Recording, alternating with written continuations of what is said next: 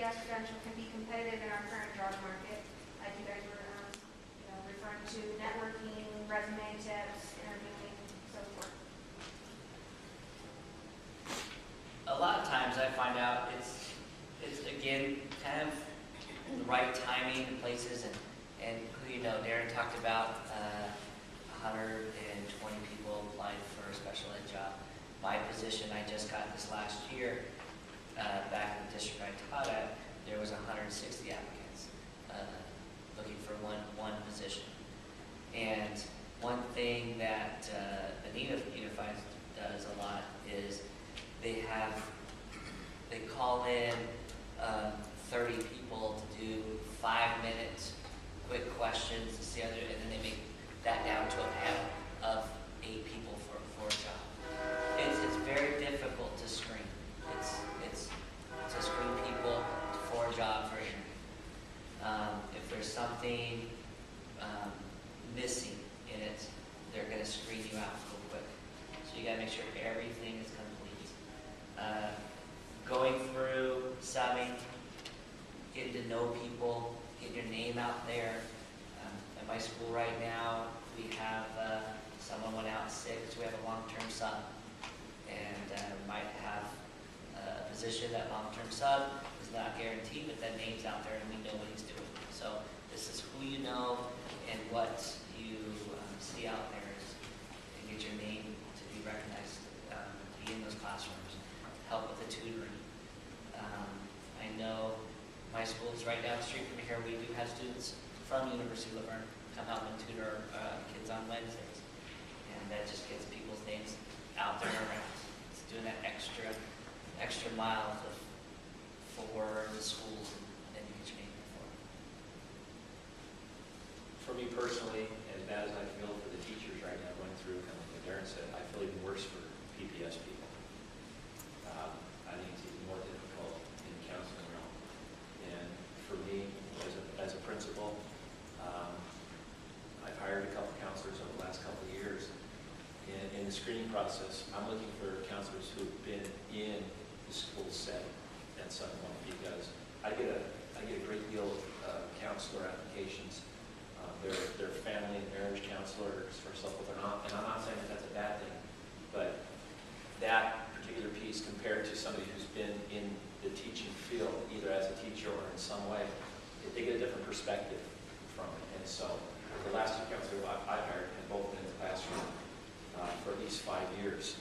And so that, to me, makes a huge difference, especially when, again, you've got over 100 people applying for one position. As far as the screening process, what Rick said is so true. You need to make sure that your paperwork is spot on. Your resume needs to be concise, to the point. Don't oversell, don't undersell, but give us a glimpse that is a quick glimpse of what your expertise is and what you're looking for. For me, the big thing is the letter of application at this point, only because we've got so many people applying. When I read your letter of application, I'm looking for something in there that's going to set you apart from other people. Because when you're reading 110 applications, a lot of them are going to be similar. So what is it about that particular candidate that really intrigues you, that would want me to want to interview you? So things like that. So letter of application to me is crucial. Resume is crucial. Make sure your spelling's correct on all the paperwork you turn in. Make sure your grammar is right on. Because there's a lot of people out there who are looking for a position. And you need something that's going to set you apart from them. Yeah, I'll go. You're going to hear us probably talking about a lot about the technical side of the interview or even the employment process, the recruitment process for teachers, and that would be remedied by simply asking really good questions about the position itself. So all of those technical aspects of filling out an application, getting your resume together, you can attend workshops for that, talk to people that are already in the business, so to speak. But I can tell you as a principal, don't overlook the emotion emotional side of it, which is to say, don't take it personal if you don't get hired for that particular district. Be persistent, and the reason that I say this is because you need to be aware that the district is making a conscientious decision about the best person that will be a match for that district. So it's essential that you do not take this personally, and that you, again, continue moving forward and applying, but you need to also assess the district that you are applying to get into, and ask questions about the district. What is their data? What is their demographic? Because the one thing I can tell you as a principal that we value in the field of education is, do you have the heart for it?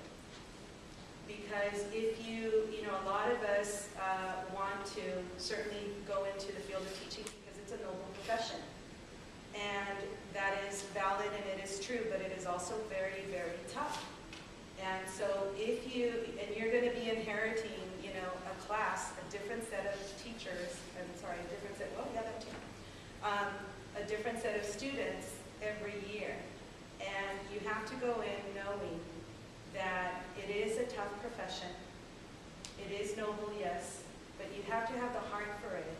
And you have to be willing to go in there every day and deal with 32 little ones, 36, you know, 24, whatever it is. And so you have to be really, really sure that you're going to do this because you are affecting, in essence, their livelihood as adults.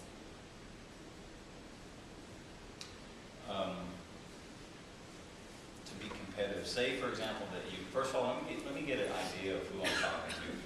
How many of you guys are pursuing PPSs? Okay.